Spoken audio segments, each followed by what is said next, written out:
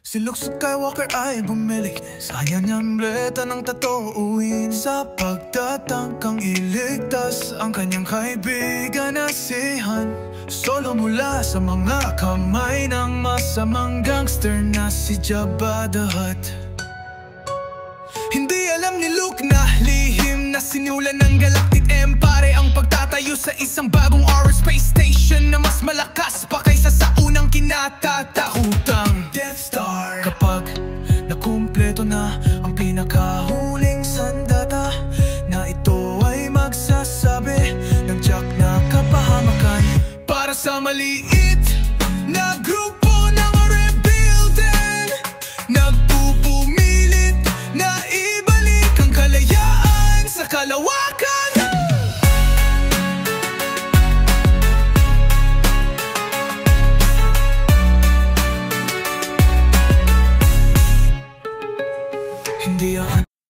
Si Luke Skywalker ay bumalik sa kanyang reta ng tatuuin, sa pagtatangkang iligtas ang kanyang kaibigan na si Han Solo mula sa mga kamay ng masamang gangster na si Jabba the Hutt.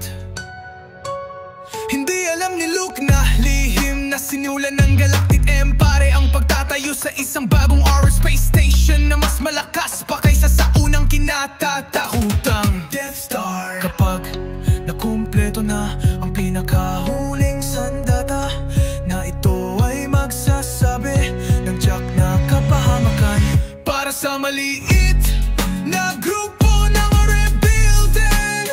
Nagpupumilit na ibalik ang kalayaan sa kalawakan.